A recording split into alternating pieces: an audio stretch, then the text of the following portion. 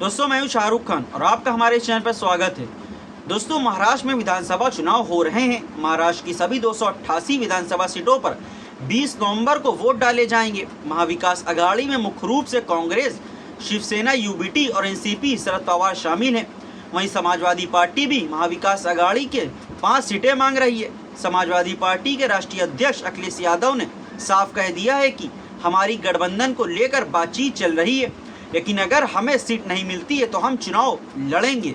अखिलेश यादव ने साफ कहा कि राजनीति में कुर्बानी की कोई जगह नहीं है। उन्होंने साफ कहा, जहां पर हम मजबूत हैं वहां पर हम चुनाव लड़ेंगे और इंडिया गठबंधन को नुकसान नहीं पहुंचाएंगे। दोस्तों अब बड़ा सवाल ये है कि क्या कांग्रेस के रवैये से परेशान है इंडिया गठबंधन। इस बीच सपा के महाराष्ट्र अध्यक्ष अबू असीम आजमी ने कहा कि महाविकास अघाड़ी में समाजवादी पार्टी के 2 सीटें मिली हैं। एक मानखुर्द शिवाजी नगर है, दूसरी भिवांडी पूर्व है।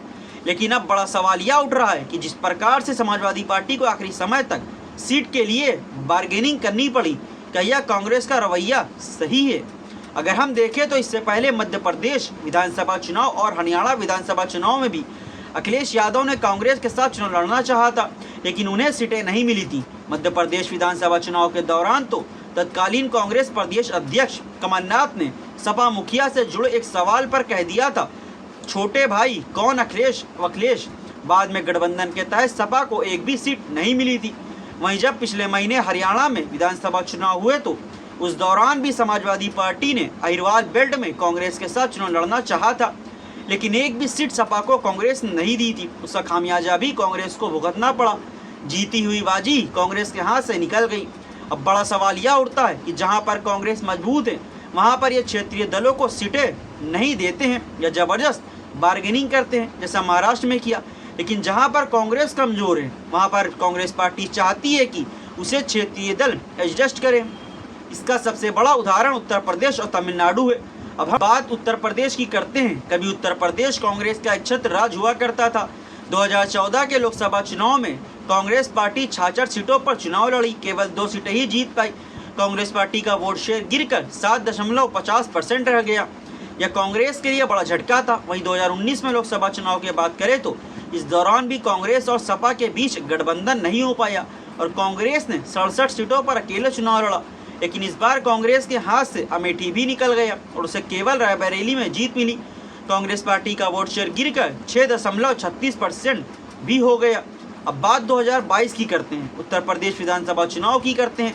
उस चुनाव में कांग्रेस पार्टी 399 सीटों पर चुनाव अकेले लड़ी। उसे केवल 2 विधानसभा सीटें ही जीत हासिल हुई बमुश्किल से। कांग्रेस का वोट शेयर गिरकर 2.33% हो गया, यानी कांग्रेस के अस्तित्व पर ही संकट आ गया। अब कांग्रेस के अस्तित्व पर संकट आया तो इसके बड़े नेताओं ने सपा से बात करनी शुरू की।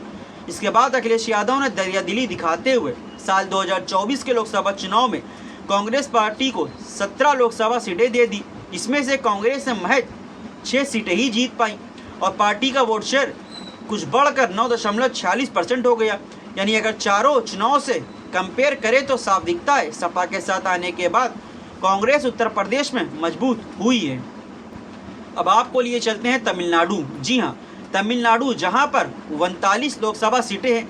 2014 के लोकसभा चुनाव में तमिलनाडु में कांग्रेस ने अकेले चुनाव लड़ा, उसे एक भी सीट जीत हासिल नहीं हुई। पार्टी का वोट शेयर भी 4.37% रहा। इसके बाद 2019 का लोकसभा चुनाव आया जहां पर कांग्रेस ने डीएमके के साथ गठबंधन किया। गठबंधन के तहत कांग्रेस को 9 सीटें मिली, उसमें से उसने 8 सीटें जीत हासिल की। इसका ट्रैक रिकॉर्ड अच्छा रहा। पार्टी का वोट शेयर भी काफ़ी बढ़ा जो 12.72% हो गया। वहीं 2024 के लोकसभा चुनाव में डीएमके ने कांग्रेस को 9 सीटें दी, उसने सभी 9 सीटें जीत ली। पार्टी का वोट शेयर 10.67% भी रहा। यानी तमिलनाडु में भी कांग्रेस को खड़ा होने में डीएमके ने एमके स्टालिन ने अहम भूमिका निभाई। इन आंकड़ों से स्पष्ट है कि कांग्रेस जहां भी कमजोर होती है तो वहां के क्षेत्रीय दल उसे सम्मानजनक सीटें देते हैं और खड़ा होने में भी मदद करते हैं। लेकिन हरियाणा, मध्य प्रदेश और महाराष्ट्र जैसे राज्य में कांग्रेस ने अपने सहयोगियों के साथ वैसा सलूक नहीं किया है जैसा क्षेत्रीय दलों ने उसके साथ किया है। तो क्या दोस्तों कांग्रेस पार्टी नेशनल पार्टी होने के बावजूद राष्ट्रीय क्षेत्रीय पार्टियों को कोई महत्व नहीं देती है और वो सिर्फ मक्खन मलाई खाना चाहती है। दोस्तों आपको आज का वीडियो कैसा लगा नीचे कमेंट करके हमें ज़रूर बताएं और हाँ ये वीडियो अच्छा लगा इस वीडियो को लाइक और शेयर करना ना भूलें। साथ ही हमारे यूट्यूब चैनल सब्सक्राइब जरूर करें। तो फिर मिलते हैं कुछ और नई खबरों को लेकर, तब तक के लिए हमें इजाजत दें। जय हिंद।